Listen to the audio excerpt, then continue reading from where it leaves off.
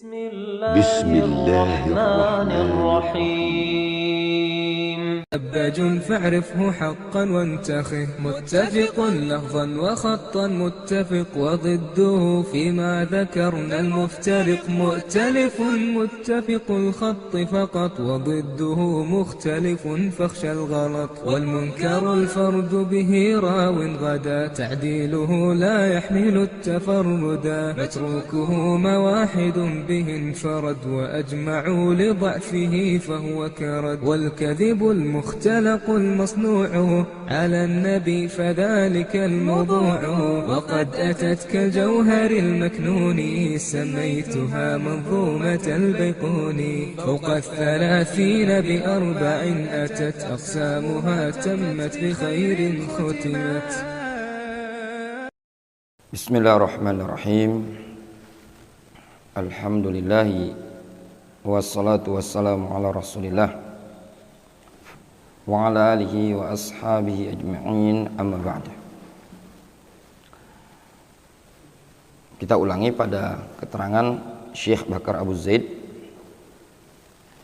di halaman 46. Qala Syekh Bakar Abu Zaid, berkata Syekh Bakar Abu Zaid,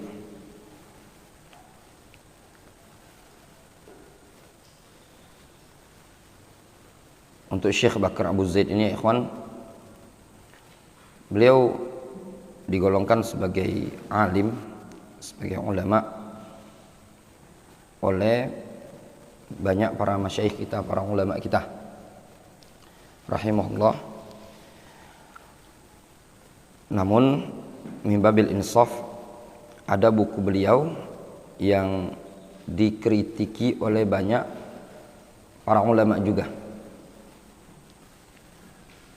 Judulnya Tasnifun Nas. Tasnifun Nas. Kata Syekh Muqbil, kalau tidak salah lebih kurang, beliau mengatakan duhai kiranya buku itu tidak ditulis. Karena ketika ditulisnya buku itu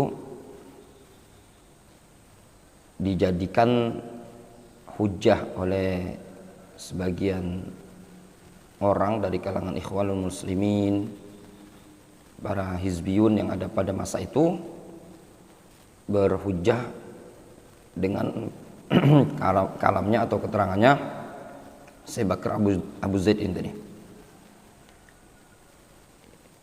Ya, demikianlah kadang mereka dari kalangan ahlul ahwa'i wal bid'ah untuk melegalitas kebid'ahan yang ada pada mereka, terkadang mencari hujah dengan karya tulis sebagian para ulama ahlu sunnah, sehingga ketika itu muncul bantahan. Ya, di antara yang membantah, bukunya adalah judulnya Al-Haddul Fasil, Al-Haddul Fasil Bainal Haqqi wal Batil, Hiwar ma'a Syekh Bakar Abi Zaid. Itu pada masa itu, pada masa beliau masih hidup. Namun Allah alam, yang kita ketahui di tengah-tengah dunia bantah-membantah, rudud pada masa itu, masih banyak yang mengatakan Syekh Abu Bakar Zaid atau Syekh Bakar Abu Zaid ini tadi sebagai alim dan sebagai ahlus sunnati wal jamaah. Demikian juga sebagian buku yang dijadikan hujjah oleh sebagian orang juga untuk melegalkan kebid'ahan mereka dan melarang ahlus sunnah untuk mengkritik, membantah, yaitu bukunya Syekh Abdul Muhsin Al-Abbad dengan judul Rifqan Ahlas Sunnah bi Ahlis Sunnah. Ini juga buku dikritik oleh Syekh Ahmad Ibn Yahya An-Najmi. Demikian juga buku yang juga dikritik dan dijadikan alasan sebagian oleh ahlul ahwa'i wal bid'ah di zaman sekarang untuk beralasan salafiyin tidak usah sibuk bantah mereka, yaitu buku yang ditulis oleh Syekh Muhammad Al-Imam dengan judul Al-Ibana fi Kaifiyati Ta'amul Ma'al Khilaf Baina Ahli Sunnah. Ini disebutkan oleh sebagian masyayikh kita,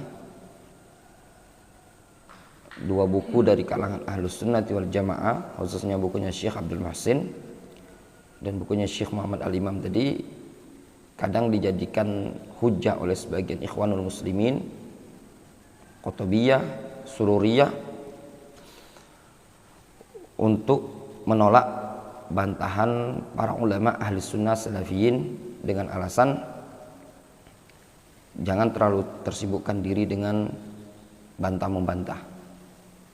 Padahal kata masyayikh kita, dua buku tersebut sebenarnya ditujukan kepada ahlu sunnah. Dari judulnya saja seperti Rifqan Ahlas Sunnah bi Ahli Sunnah, itu khusus untuk ahlu sunnah. Sampai-sampai Syekh Abdul Muhsin Al-Abbad punya risalah kedua kalau tidak salah, judulnya Rifqan Ahlas Sunnah bi Ahli Sunnah Marrah Tsaniyah, yang beliau menegaskan buku itu ditulis untuk khilaf yang ada di kalangan ahlu sunnah, bukan di kalangan umum, ya. Begitu juga Syekh Muhammad Al-Imam ketika menulis buku itu, yaitu berkaitan dengan khilaf yang terjadi antara Syekh Yahya Al-Hajuri dan Syekh Abdurrahman ketika di masalah Dammaj, ya.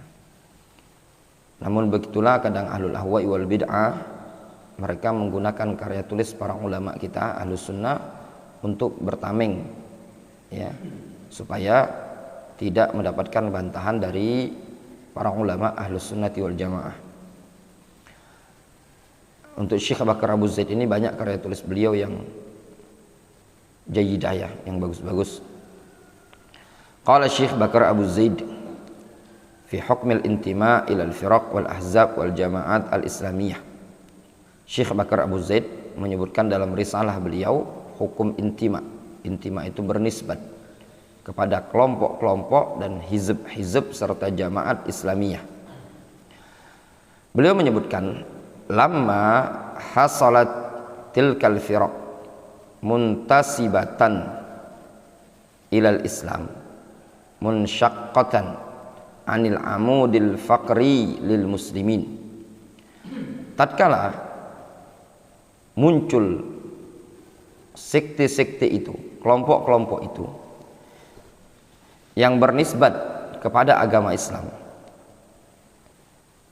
misalkan kelompok-kelompok yang bernisbat kepada Islam, Jamaah Islamiyah, Ikhwanul Muslimin, ya, dan yang lainnya, munsyaqqah anil amud al-faqri lil muslimin, yang memecahkan diri atau memisahkan diri, mengasingkan diri dari al-amud al-faqri. Kalau secara bahasa al-amud al-faqri itu tulang punggung, ya, tulang punggung belakang itu. Namun makna yang diinginkan di sini adalah patokan dasar kaum muslimin, atau istilah lain akidah kaum muslimin, manhaj kaum muslimin. Tatkala muncul sekian banyak sekte di zaman sekarang yang menisbatkan diri kepada Islam, namun dia memecahkan diri atau memisahkan diri dari tiang utama kaum muslimin. Zaharat alqabuhum syar'iyyah, maka muncul laqab-laqab syar'iyyah, hum alqabuhum itu kembali kepada ahlus sunnati wal jamaah. Maka muncullah laqab-laqab mereka, yaitu ahlus sunnati wal jamaah yang syar'iyyah. Alhamdulillah. Al-mumayyizah, yang membedakan di jamaatil muslimin, yang membedakan untuk jamaah kaum muslimin linafyil firaq, dalam rangka menolak sekte-sekte yang ada tadi.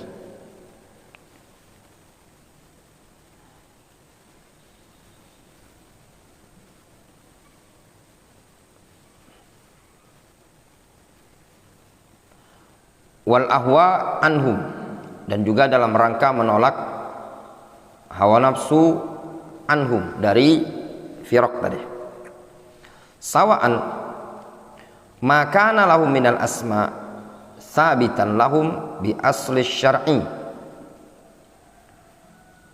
baik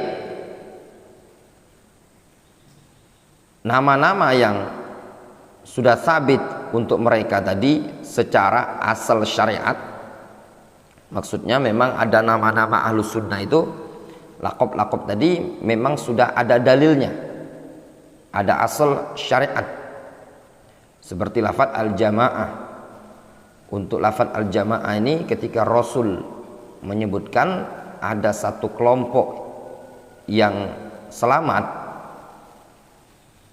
Rasul menyebutkan apa? Al-jamaah. Para sahabat tanya,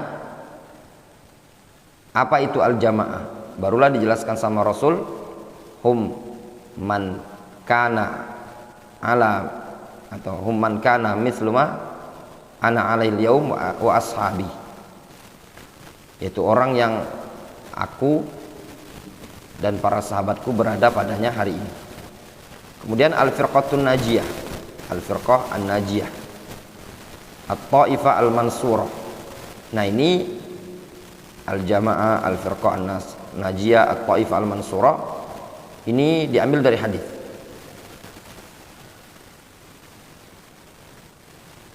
Au biwasitati iltizamihim bis sunani amama ahlil bidah, atau nama-nama tersebut, lakob-lakob tersebut sabit dengan sebab wasitoh, dengan sebab perantara mereka untuk komitmen dengan sunnah di hadapan ahlul bidah. Jadi lakob yang dimiliki oleh ahlus sunnati wal jamaah itu ada dua. Ada yang memang disebutkan dalam hadis atau asar dari Nabi SAW, atau dengan sebab kekomitmenan mereka di hadapan ahlul ahwa'i wal bid'ah. Walihada hasalahumur ar-rabtu bis sadril awwal. Oleh karena inilah terhasilkan atau terwujudkan bagi mereka itu pengikatan dengan generasi pertama. Faqila lahum as-salaf, maka dikatakan kepada ahlus sunnah disebut dengan istilah salaf, atau ahlul hadis, atau ahlul hasar, atau ahlus sunnati wal jamaah. Kenapa? Dikarenakan mereka komitmen, iltizam, ya, istiqamah di hadapan ahlul ahwa'i wal bid'ah. Kemudian kata penulis buku ini, jelas ya kenapa lakob ahlus sunnah itu muncul banyak. Jawabannya dalam rangka untuk membedakan dengan lakob-lakob yang ada di tengah-tengah kaum muslimin. Kemudian juga lakob ahlus sunnah seperti al-firqatun najiyah, ahlul asar, ahlul hadis, at-ta'ifah al-mansurah, ini ada lakob yang berasal dari hadis, ada lakob yang disematkan dikarenakan kekomitmenan mereka untuk tetap istiqamah di hadapan ahlul ahwa'i wal bid'ah. Jelas ya? Kemudian kata beliau, wa hadhil alqab, lakob-lakob ini asy-syarifah, yang mulia. Jadi lakob-lakob yang mulia ini tukhalifu ayya laqabin kana, dia menyelisihi lakob mana saja, li ayyi firqatin, milik setiap kelompok, kanat min wujuh, ditinjau dari sekian sisi. Jadi lakob at-ta'ifah al-mansurah, al-firqatun najiyah, ahlul hadis, ahlul asar, atau as-salafiyun, adalah lakob-lakob yang menyelisihi semua lakob milik setiap firqah. Difahami? Kenapa menyelisihinya? Karena ditinjau dari beberapa sisi. Al-awwal, sisi yang pertama, annaha nisabun, bahwasannya lakob-lakob ini, kembali ke mana? Ke lakob ya. Al-firqatun najiyah, at-taifah al-mansurah, ahlus sunnah, ahlul hadith, ahlul athar, lam tanfasil walau lilahzah, tidak akan bisa lepas meskipun lilahzah, sekejap, anil ummatil islamiyah, dari umat islamiyah ini tadi. Maksudnya apa? Lakob al-firqatun najiyah, ahlul athar atau as-salafiyun, tidak mungkin bisa penisbatan ini terpisah dari umat Islam ini tadi. Munzu takwiniha ala manhajin nubuwah, sejak dibentuknya lakob ini tadi, atau sejak munculnya umat, hanya kembali kepada umat, sejak munculnya terbentuknya umat Islam ini di atas manhaj nubuwah.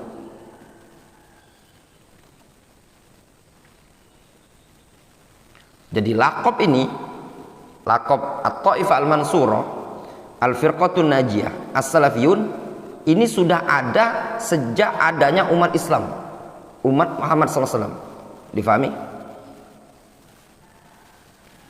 Fahya tahwi jami'al muslimin, maka lakob-lakob ini, hiya kembali kemana? Kepada lakob ya. Tahwi, mencakup jami'al muslimin, seluruh kaum muslimin, ala tariqatir ra'ilil awal, yang berada di atas metode ra'ilil awal, metode generasi awal. Ra'il itu generasi awal. Siapa generasi awal? Ya para sahabat.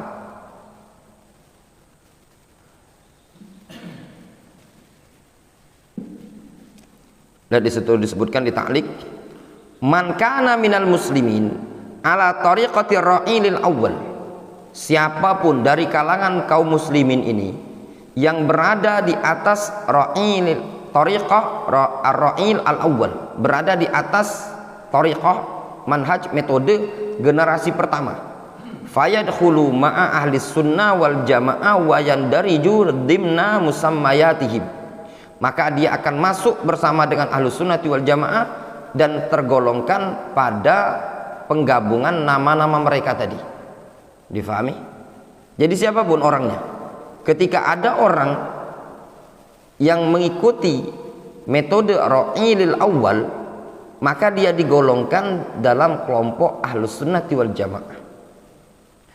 Wa amma man lam yakun ala minhajin nubuwah wa ala ma sara alayya ar-ra'ilul awal, adapun kalau seandainya dia tidak berada di atas minhajin nubuwah dan tidak di atas jalan yang generasi pertama berada di padanya atau berjalan di atasnya, fahadza akhraja nafsahu min hadzal makna asy-syarif, ini orang telah mengeluarkan diri dia sendiri dari makna yang mulia ini tadi. Difahami? Jadi patokannya apa? Minhaj an-nubuwah. Kemudian kembali ke kalam yang di atas, wa man yuqtada bihim fi talaqqil ilm, dan lakob ini mencakup seluruh kaum muslimin yang berada di atas generasi awal dan di atas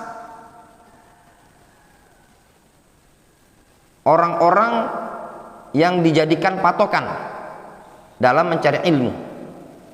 Ya, maksudnya apa? Di atas prinsip para ulama dalam mencari ilmu. Wa tariqati fahmihi, dan metode memahaminya juga.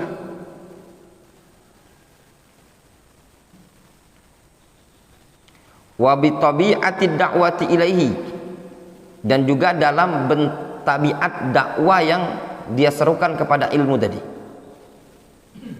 Maksudnya disebutkan yatba'una ar-ra'ilal awwal fi tariqati akhdhihim lil ilmi wa talaqqihim lil ilmi wa tariqati tatbiqihim li hadzal ilmi.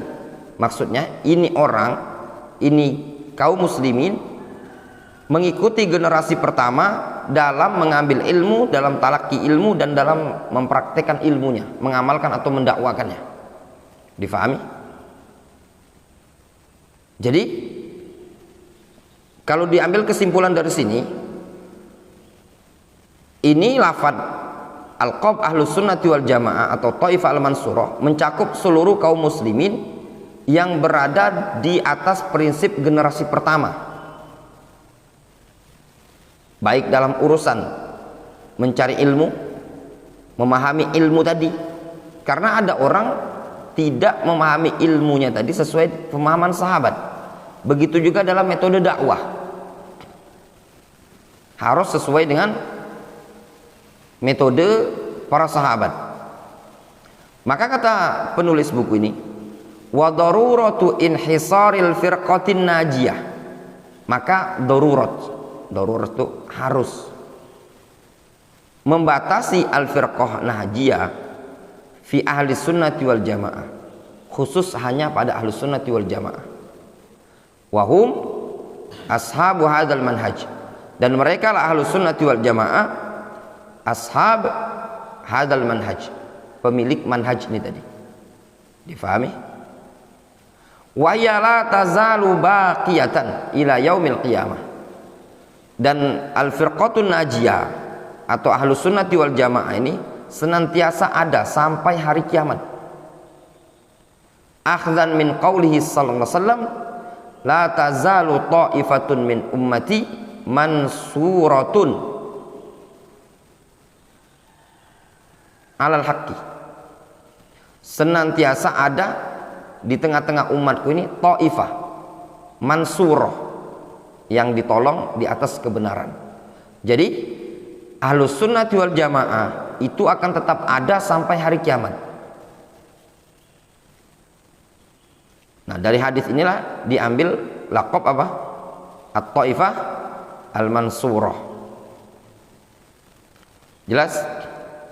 Kemudian beliau menyebutkan poin yang kedua, sisi keistimewaan laqab ini, yang membedakan antara laqab ini dengan laqab kelompok-kelompok atau sekte-sekte selain ahlus sunnati wal jamaah. Jadi kalau dari keterangan pertama bisa diambil kesimpulan, laqab ini yang diinginkan adalah makna. Difahami? Karena laqab ini penisbatannya khusus untuk orang-orang yang berada di atas minhajin nubuwah. Jelas? Kalau dia tidak berada di atas minhajin nubuwah, maka tidak masuk pada laqab ini tadi. Sehingga yang diinginkan dari laqab al-firqatun najiyah as-salafiyun ahlus sunnati wal jamaah ahlul athar adalah al-makna, bukan al-ism, sekedar nama. Difahami? Antum seandainya buat partai al-ahzab as-siyasiyah, partai politik, antum kasih nama partai antum atau ormasnya antum dengan laqab al-firqatun najiyah, apakah bisa dikatakan ini adalah al-firqatun najiyah? Belum tentu. Dilihat ya, apakah betul-betul ala tariq ar-ra'ilil awwal. Difahami? Kemudian yang kedua, as-tsani annaha tahwi kullal Islam, bahwasannya laqab-laqab ini mencakup, meliputi seluruh Islam.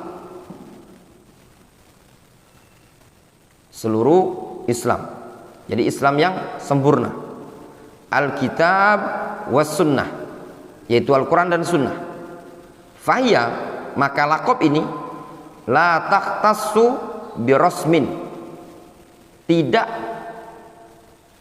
terkhususkan dengan rosm, dengan suatu tulisan atau suatu rosm. Itu maknanya itu ya, bermakna tulisan, label, bermakna sifat, itu makna rosm ya. Tidak khusus cuma sekedar rosm saja yang menyelisih Al-Quran dan Sunnah,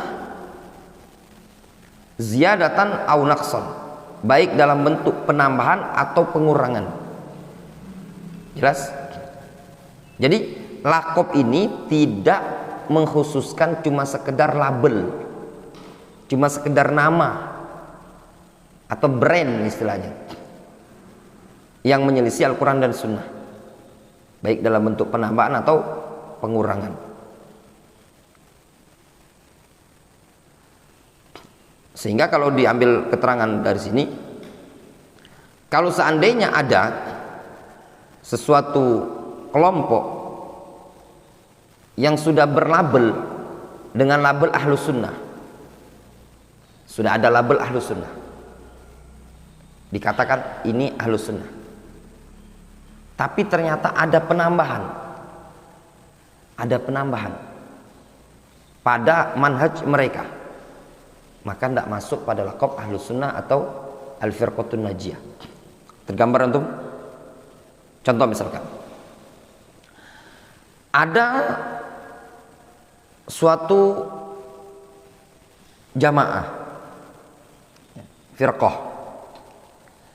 Ketika antum lihat firqah ini tadi, dia sudah sesuai dengan Al-Quran dan Sunnah 99%. Prinsip yang diterapkan sama mereka adalah prinsip Ahlus Sunnati wal Jamaah 99%, kecuali 1%. Mauqif ma'awlatil umur al-jair, sikap terhadap penguasa yang zalim. Apakah ini kelompok dikatakan adalah Ahlus Sunnati wal Jamaah Al-Firqatun Najiyah? Jawabannya tidak bisa. Kenapa? Karena tadi tidak mencakup kullal Islam. Kenapa? Karena ada ziyadah dan naqsan. Makanya ya ikhwan, contoh seperti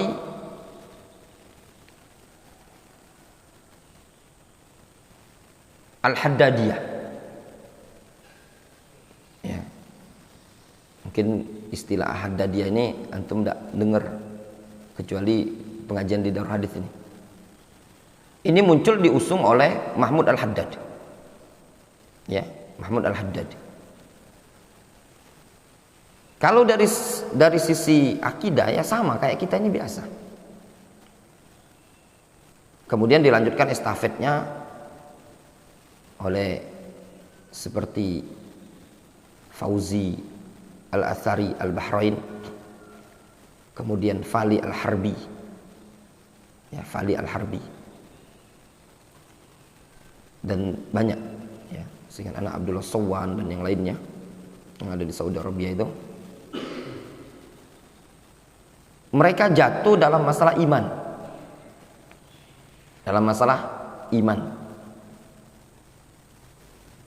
Kalau dari secara global, kalau antum ikut hadir di kajiannya, pelajarannya, dan membaca buku-buku mereka ini tadi, betul-betul berada di atas manhaj Ahlus Sunnati wal Jamaah secara global.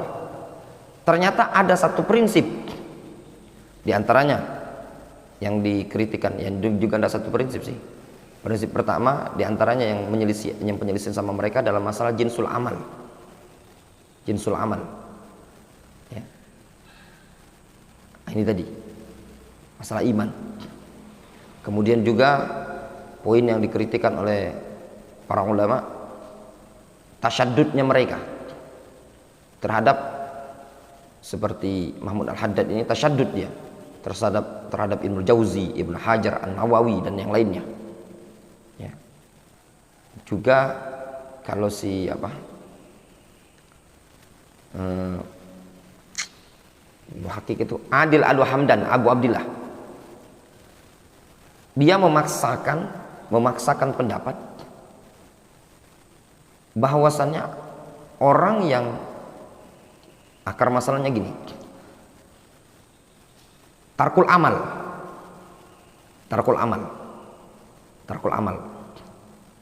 kafir apa tidak? Ya, tarkul amal, tidak beramal, kafir ataukah tidak? Masuk ke pembahasan sholat sebenarnya. Ya, pembahasan sholat. Yang antum tahu, orang yang tidak sholat itu kafir apa enggak? Hah?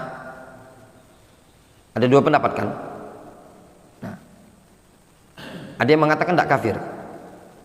Nah, si Adil Al-Hamdan ini dia memvonis para ulama yang tidak mengatakan kafir adalah murjiah. Difahami? Karena berpendapat masa orang yang tarkul amal, meninggalkan amal, ini kafir.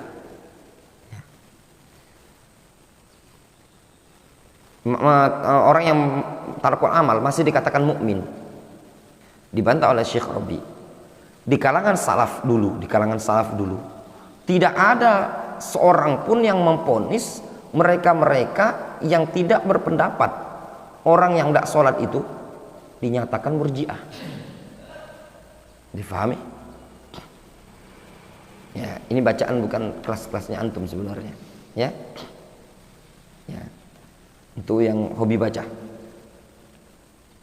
Dan masih banyak poin-poin yang lain. Kalau secara global seperti itu antum.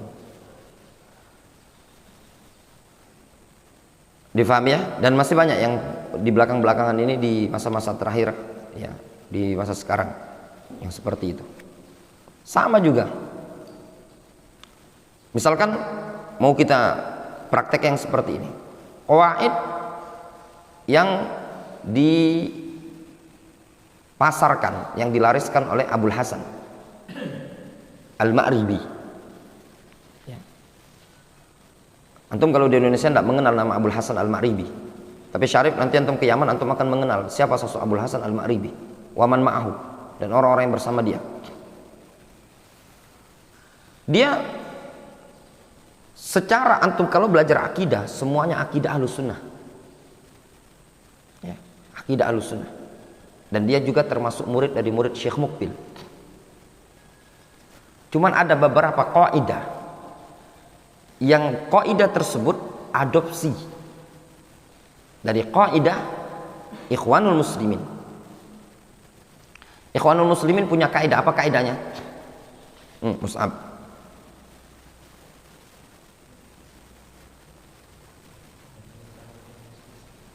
Hah?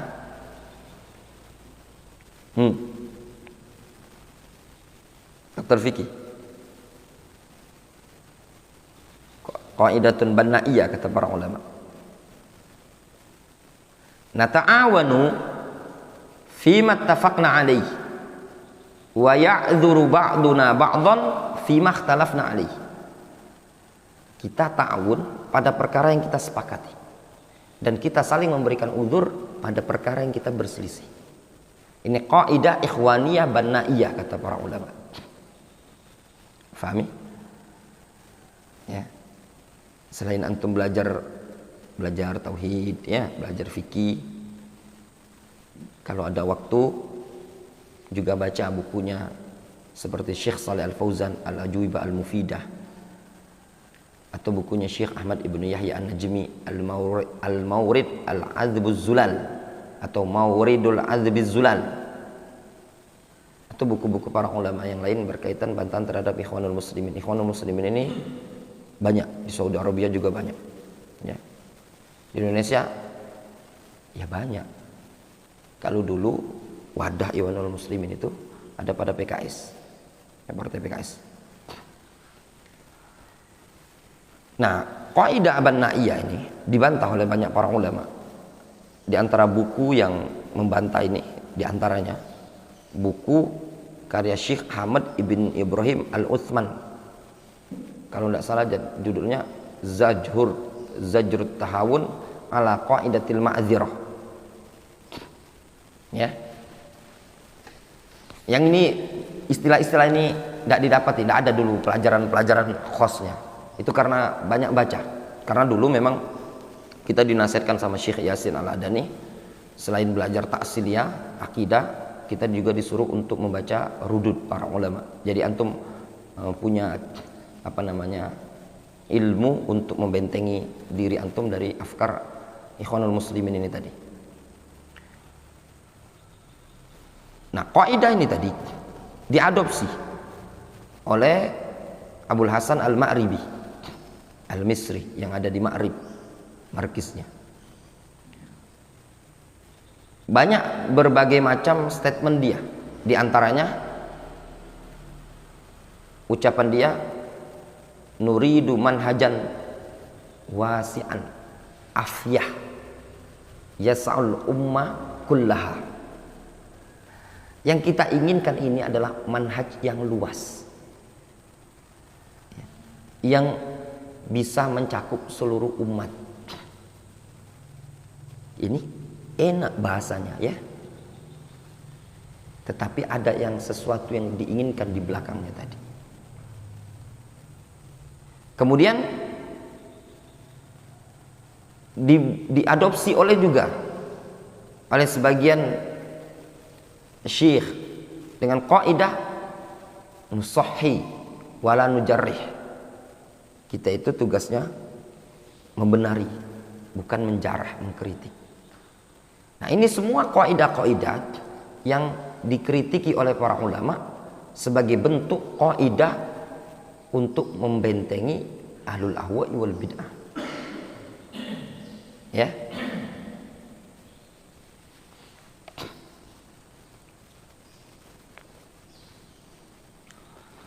Dan masih banyak yang lainnya, ikhwan. Ya. Berbagai macam kaidah, dan muncul statement mereka sampai menyebutkan mereka adalah ahlus sunnati wal jamaah al wasatiyah. Ya, ahlus sunnati wal jamaah al wasatiyah, yang pertengahan. Antum jangan tanya bagaimana praktiknya Abul Hasan di negeri Yaman, nyampur gaduh-gaduh bersama para politikus, juga jalan dia. Apa buktinya? Buktinya dia jalan bersama menantunya Syekh Mukbil, Muhammad bin Musa Al-Baidoni. Di Yaman itu ada namanya Robitoh. Kayak kalau istilah kita ini, kalau misalkan di kalangan kita ini ada kelompok, misalkan komunitas kayak mana, Robito tuh melengkapi kumpulan para dai. Ya, kumpulan para dai yang ada di Yaman itu tadi. Nah, itu ngumpul. Apa kalau di Indonesia ini namanya IKADI. Pernah dengar? Itu Mus'ab pernah dengar? Itu tadi. Nah, kira-kira kalau sekelas Ana ini tadi masuk ke kelompok ini tadi, gimana menurut antum? IKADI ini tadi, antum akan pasti bertanya-tanya. Ustadz, antum pasti akan ngumpul dengan siapa? Dengan NU laju, MU laju, ya enggak? Makan bareng, ngopi bareng, ya enggak? Yang ini ceritain kalau dia bahwasanya pas acara maulidnya begini-begini, yang ini cerita lagi tahlilan begini-begini, antum cerita apa kira-kira? Dan itu dikumpulkan. Ya. Anda diceritakan langsung sama orang yang pernah belajar di situ. Dia cerita. Di antara metode Abul Hasan ini tadi, dia ngumpulkan jamaah dari jamaah tabligh segala macam di markisnya dia. Kadang ada perkumpulan. Makanya jangan heran Syekh Sulaiman Ruhaili di salah satu rekaman yang ditanyakan kepada beliau, Syekh Sulaiman Ruhaili mengatakan apa? Aku tidak mendapati, itu aku tidak melihat, tidak mendapati di zaman sekarang orang yang lebih berbahaya ya di dalam memberikan taksilat ya, yu'assil, melindungi hizbiyin daripada Abul Hasan ini tadi. Dan dia bukan orang kaleng-kaleng ya ikhwan, bukan kaleng-kaleng. Dulu punya markis terbesar setelah markisnya Syekh Mukbil. Dulu di Yaman itu ada 3 markis, Syekh Mukbil masih hidup. Damaj itu induk, Ma'bar yang punya Syekh Muhammad Al-Imam, yang ketiga Ma'rib ya. Siapa yang pernah belajar di Ma'rib? Dari guru ana yang pernah ada di Ma'rib, diantaranya Abdul Khattab Al-Libi ya, Abdul Khattab Al-Libi. Yang sempat di Ma'rib Syekh Abdul Aziz Al-Burai, Syekh Nu'man Al-Watir. Jadi tahu keilmuan Abul Hasan. Di Indonesia seingat anak Ustadz Askari Balikpapan itu pernah di Ma'rib, kemudian pindah ke Damaj. Kalau di Jawa itu seingat anak Soleh Suaidi, Ustadz Soleh Suaidi di Salatiga itu pernah di Ma'rib ya.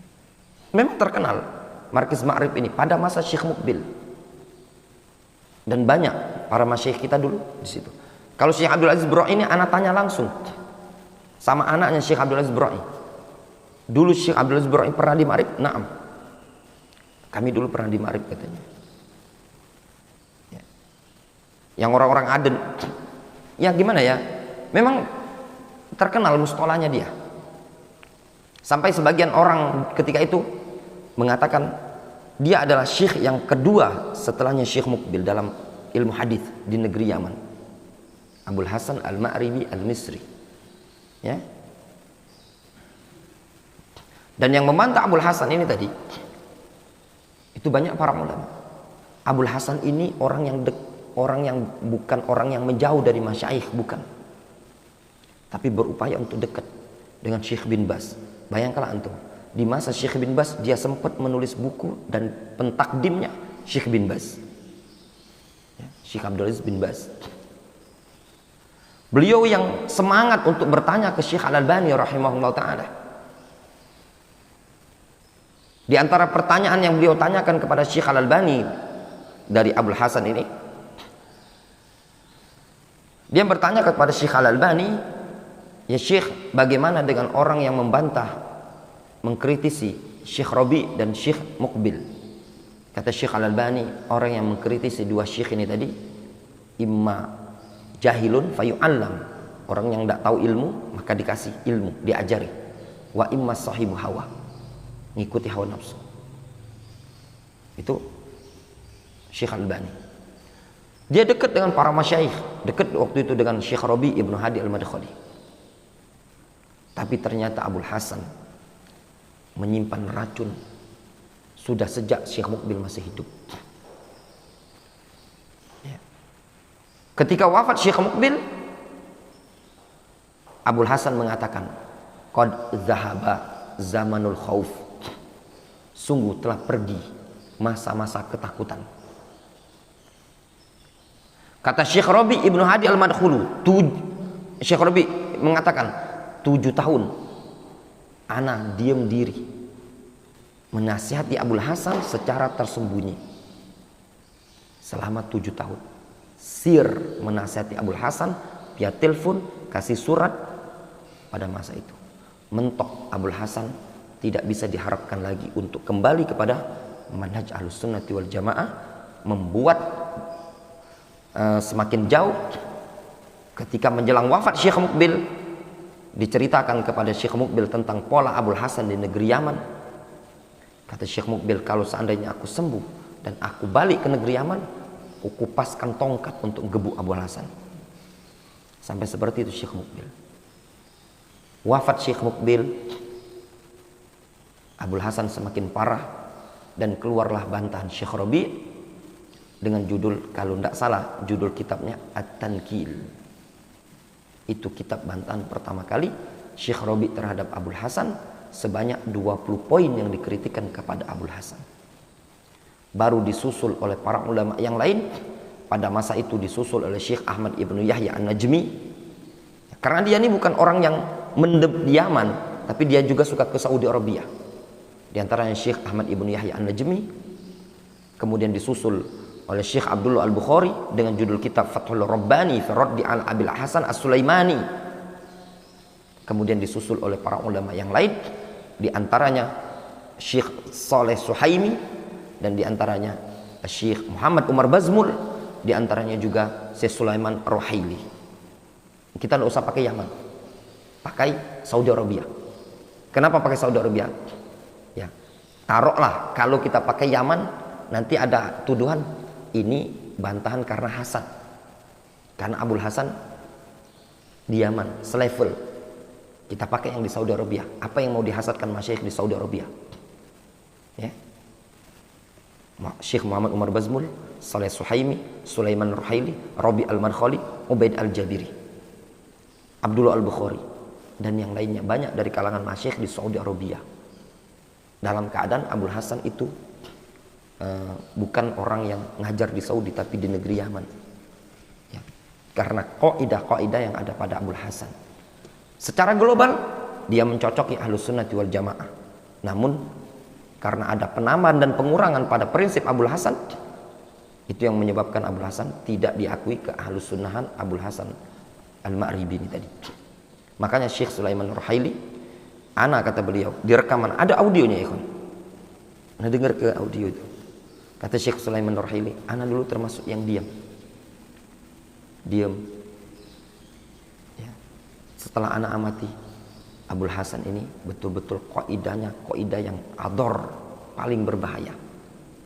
Aku tidak mendapati orang yang paling berbahaya dalam melindungi hizbiyin dibandingkan kaidah Abul Hasan ini tadi. Difahami? Abul Hasan Al-Ma'ribi Al-Misri. Jangan salah pondok Syarif. Ya, itu tadi. Ada di wilayah Ma'rib. Tapi Abul Hasan sekarang kayaknya tidak di Ma'rib, ada di Mesir atau di mana, dia lagi sakit. Ya, ini murid dari Syekh Mukbil. Difahami? Ya, itu tadi.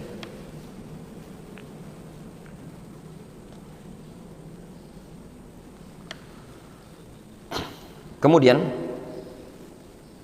disebutkan di ta'liq itu tadi, di ta'liq nomor 3. Laisa laha manhajun wa khittah tukhaliful kitab wa sunnah ziyadatan wa naqsan. Ahlus sunnati wal jamaah itu tidak memiliki manhaj atau khittah. Khittah itu sketsa atau garis yang menyelisihi Al-Quran dan Sunnah, baik dalam bentuk penambahan atau pengurangan.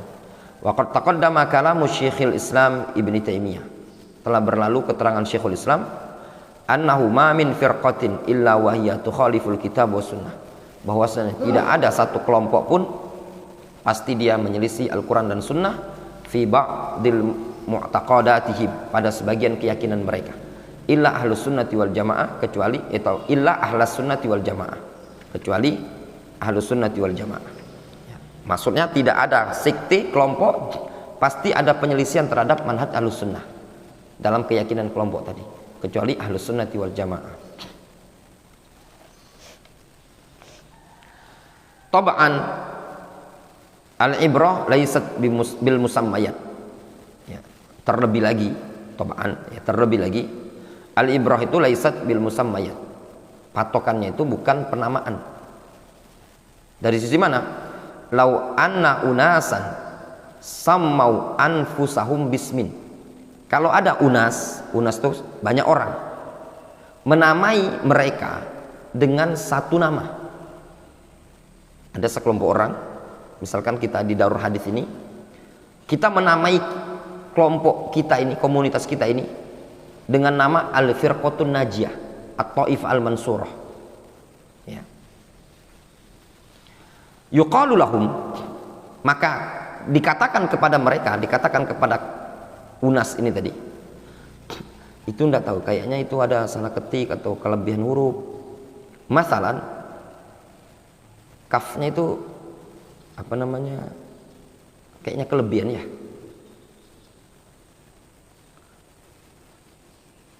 Mungkin kalau dugaan anak kaifah ya, karena ini pertanyaan. Yuqalu lahum mathalan, kaifa natasamah fil ismi? Bagaimana kita bisa bertoleran dalam suatu nama? Ya. Lakin aina rasmi wa ainal manhaj? Akan tetapi mana rasm, sifat, label, ya, dan mana manhajnya? Jadi kalau seandainya ada, Dedi, suatu komunitas menamai namanya dengan Al-Firqatun Najiyah, maka kita katakan natasama fil ism. Bagaimana mungkin kita bisa toleran dalam masalah penamaan ini tadi? Akan tetapi mana label atau sifatnya tadi, ya, dan mana manhajnya? Faham? Kalau ada di dusun antum, kelompok antum menyebut di kampung itu Al-Firqatun Najiyah. Contoh sekarang misalkan kita sebut saja NU. NU mengatakan diri mereka apa? Ahlussunnati wal Jamaah, aswaja, ya benar. Maka kita katakan kita toleran dalam masalah nama ini. Silahkan antum bernama seperti ini. Akan tetapi aina rasm wa ainal manhaj?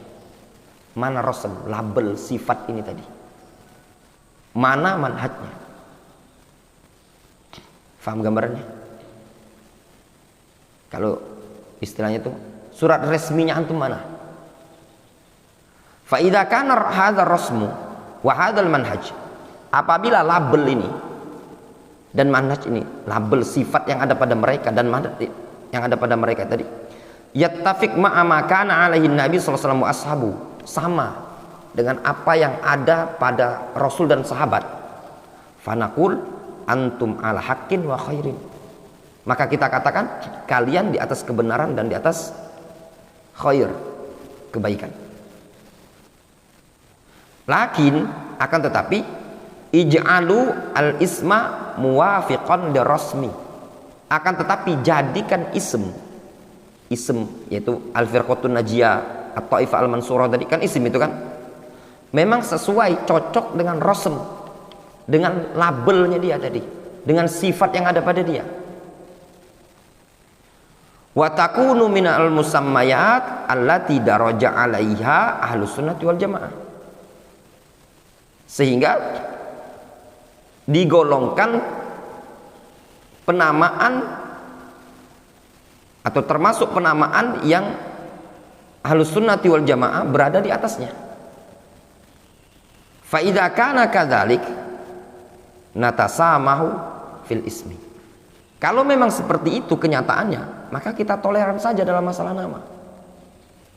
Atasamu, ya bebas-bebasan, toleran. Difahami dan jelas? Jadi kalau seandainya antum di jalur bersama ikhwan-ikhwan yang ada di jalur, antum mengatakan bahwasannya antum adalah Ahlussunnati wal Jamaah atau Al-Firqatun Najiyah di jalur, difahami? Al-Firqatun Najiyah jalur, boleh apa enggak?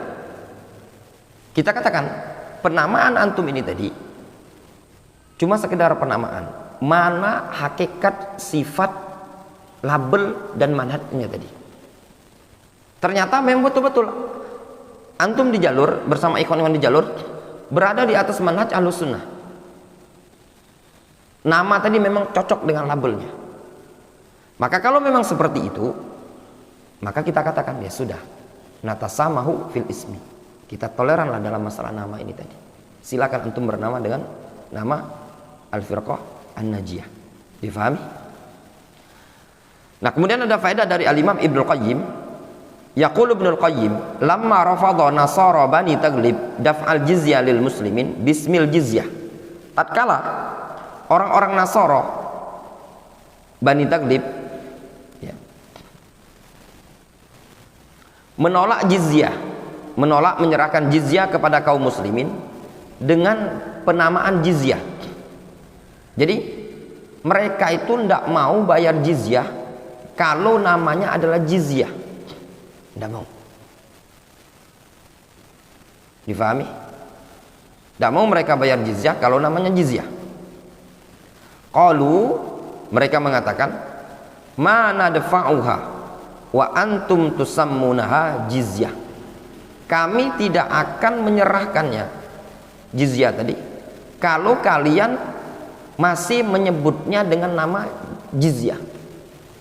Difahami? Kata Nasara Bani Taglib, kami tidak mau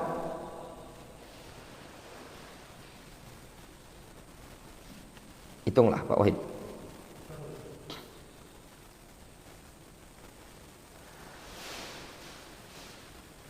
Jelas Kata Nasara tadi, kami tidak mau ngasihkan upeti kalau masih namanya jizyah. Nadfa'uha mithlu ma yadfa'uha al-muslimun. Kami akan ngasihkan jizyah ini seperti apa yang dikasihkan oleh kaum muslimin. Khudhuha zakatan. Kalian ambil dengan nama zakat. Jadi dia galak bayar kalau disebut dengan zakat. Faham tadi? Ya enggak? Disebut dengan zakat. Nah, itu tadi yang anak sebutkan.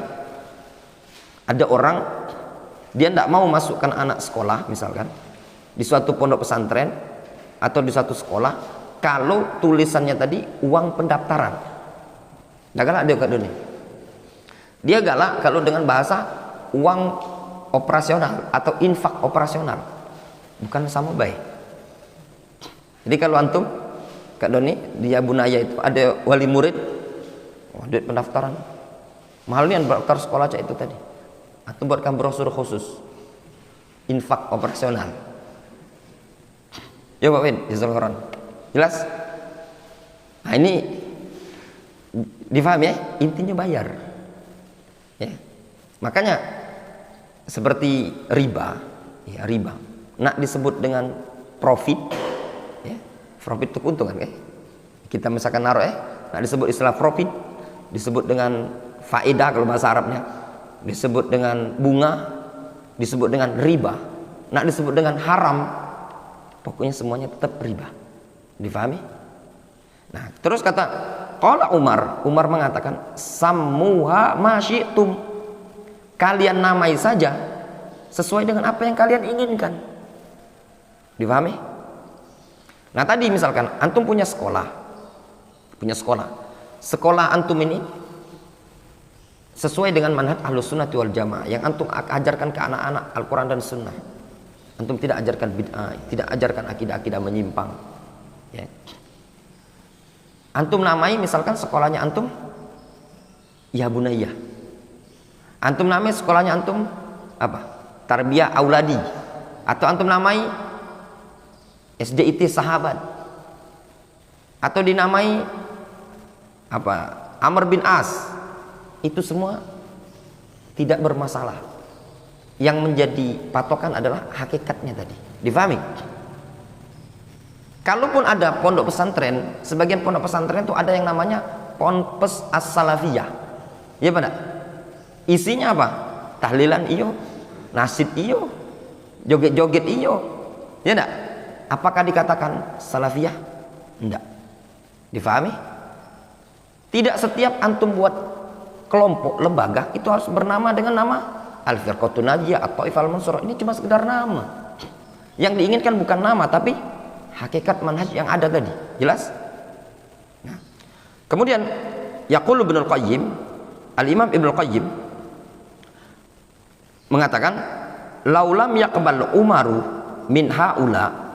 Nah, kalau Umar tidak menerima dari mereka ini tadi dengan istilah jizyah, la khosyiyah atau la khusyiyah, maka dikhawatirkan ayafiru ilal kufar, dikhawatirkan mereka lari menuju orang-orang kafir. Difahami?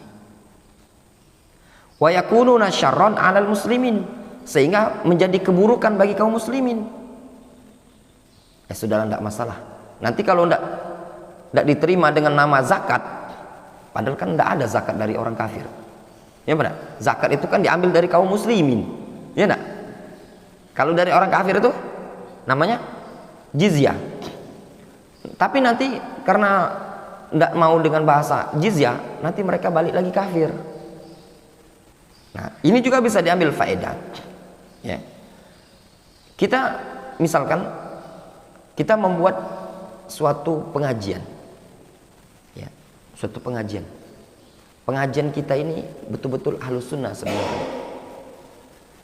Tapi kalau kita pakai istilah ahlus sunnah, ya kan? Antum punya majelis taklim, majelis taklimnya misalkan as-salafiyun, ya kan? Orang lari. Atau antum pakai nama majelis taklim tadi Al-Firqatun Najiyah atau If'al Mansurah, dan lakop-lakop ini ternyata sudah ditandai oleh, misalkan ya, ada tokoh, ada kiai misalkan, dia mengatakan hati-hati dengan nama-nama ini, Al-Firqatun Najiyah atau If'al Mansurah, As-Salafiyun, apalagi Ahlul Hadis, Ahlul Athar. Kalau pondok pesantrennya Darus Salaf, Darus Sunnah, apalagi yang biasanya ini adalah pondok-pondok Wahabi. Jangan kalian masukkan anak-anak ke pondok ini tadi. Kayak kata Idrus Ramli itu, dia bilang Masjid Wahabi ini tidak ada ciri khas khusus, tapi biasanya bernama dengan nama-nama ulama, katanya, nama-nama sahabat. Seperti di Pekanbaru itu Masjid Umar bin Khattab, ya enggak? Sekarang ini kan banyak masjid itu, Masjid Imam Ahmad bin Hambal, Imam Syafi'i. Pinter juga dia si Idrus Ramli itu, ngupdate dia. Kalau Masjid Salafi ini banyak nama-nama sahabat ya, dan juga nama-nama ulama. Memungkinkan dia mengkanter jamaahnya seperti ini. Nah, ketika dakwah antum tidak bisa diterima di tengah-tengah masyarakat dengan nama-nama seperti ini, maka tidak masalah, antum jangan menggunakan nama itu tadi. Terus pakai nama apa? Bisa dengan nama-nama yang umum, ya enggak? Seperti majelis taklim Al-Mu'minin, ya enggak?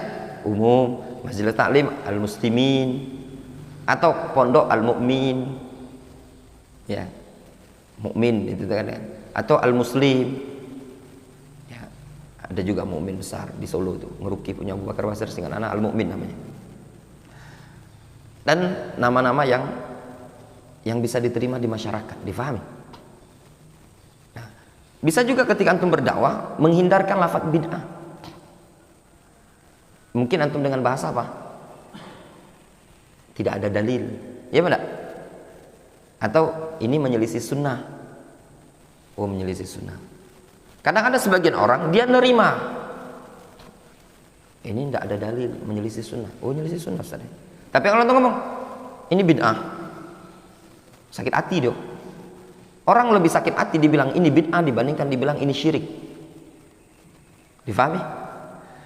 Antum ceramah di suatu masyarakat, ada jamaah tadi yang misalkan bercincin dan dia meyakini cincin atau jimat di sini. Antum katakan ini syirik, Pak. Itu tidak pula dia sakit hati. Pelong dia. Antum bilang itu bid'ah. Itu bisa dia udah hadir lagi kajian. Nah, maka antum dengan kisah ini tadi, kisahnya Umar, antum hindarkan lafaz-lafaz seperti ini. Difahami? Nah, kemudian kata Syekh Abdus Salam ini, ukhidha min hadza, diambil kesimpulan min hadza dari kisahnya Umar ini tadi, annahu idza kana rasmu, apabila rasm, label atau sifat sahihan, memang betul-betul benar, wal manhajnya juga sahih, fal asma la tabqa aiqan, maka nama tersebut tidak akan tersisa sebagai sesuatu yang aik. Aik itu apa? Kalau maknanya tuh durhaka atau membangkang, sesuatu yang tak layak. Maka nama berarti apa? Akan tetap dikatakan layak gitu loh. Tolama di sini maknanya lasiyama. Terlebih lagi, annal makna sahih, bahwasanya makna yang benar, wa huwa rasmu wal manhaj qad tahaqqaqa. Terlebih lagi, ya, makna yang benar tadi yaitu rasm, label, sifat dan manhajnya betul-betul ada pada kelompok ini tadi. Qad tahaqqaqa, terwujud, terrealisasi. Difahami? Jadi misalkan istilah kita tuh sifatnya tadi memang ada, manhajnya memang ada, labelnya memang ada, ya ketika digunakan namanya Firqatun Najiyah atau Taifah Al-Mansurah, ya cocok-cocok saja gitu loh. Difahami? Kemudian lahid, kata beliau, perhatikan lahid disukunnya fil amr, al-farqa al-firaq al-ukhra, perhatikan kelompok-kelompok yang lain, sekte-sekte yang lain. Laha rasmun wa manhaj, dia punya rasm, punya label, punya sifat, dan punya manhaj. Tukhalifut tariqah, yang menyelisih metode allati kana 'alaihan Nabi sallallahu alaihi wasallam, yang menyelisih metode Nabi sallallahu alaihi wasallam wa ashabu, dan para sahabat. Fatakunu hadil jama'at al-mu'asara, maka jamaah munasara ini tadi, allati salakat maslakal firaq al-mukhalifah qadiman, telah menempuh metode atau jalannya kelompok-kelompok yang menyelisihi sejak zaman dahulu. Khalafat min nahiyatain, dia telah melakukan penyelisihan dari dua sisi. Maksudnya gini ya, kalau kita mencermati kelompok yang ada di zaman sekarang, ya, sekte yang ada di zaman sekarang ini, dia kan banyak menyelisihi prinsip Nabi dan para sahabat. Nah, kalau kita cermati kelompok-kelompok yang ada di zaman sekarang, dia itu sudah menempuh jalan sekte-sekte terdahulu, ya, yang melakukan penyelisihan dari dua sisi. Sekte terdahulu zaman dulu kan dikenal Rafidhah, Qadariyah, Jahmiyah, Mu'tazilah. Dari sisi namanya, nama yang baru kan, ya benar, Asy'ariyah. Dari sisi nama sudah bukan nama-nama yang laqab Ahlus Sunnati wal Jamaah. Kemudian dari sisi label, sifat yang ada pada mereka, seperti akidah, manhajnya mereka beda kan. Rafidhah dari nama sudah bukan Firqatun Najiyah. Kemudian dari sisi rasamnya, labelnya tadi, ya, sifat yang ada pada mereka itu kan mengkafirkan Abu Bakar, mengkafirkan Umar. Nah, kelompok yang mu'asharah di zaman sekarang juga telah melakukan penyelisihan terhadap manhaj Ahlus Sunnati wal Jamaah, dan dia berjalan di atas metode firqah-firqah yang terdahulu dari dua sisi. Contoh zaman sekarang, nah sebut ya, Ikhwanul Muslimin. Lafaz Ikhwanul Muslimin ada enggak di kalangan salaf? Enggak ada. Yang ada di kalangan salaf Al-Firqatun Najiyah atau Taifah Al-Mansurah, Ahlus Sunnati wal Jamaah. Ya beda. Nama, ism beda. Rasm, label sifat yang ada. Beda apa enggak? Beda. Mereka nyampurkan sekian banyak pemahaman, tidak mengingkari dalam masalah tauhid atau masalah syirik dan yang lainnya. Jamaah tabligh. Ya beda. Daesh, Al-Qaidah, Al-Qaeda, ya, dan sekian banyak yang ada di Indonesia, misalkan NU, MU, ya benar. Nah itu tadi. Apalagi yang sekarang NII, LDII, dari sisi nama sudah bukan menggunakan nama-nama Firqatun Najiyah. Kemudian dari sisi manhaj dan sifat itu tidak ada. Difahami? Jelas? Wallahu ta'ala a'lam. Ya.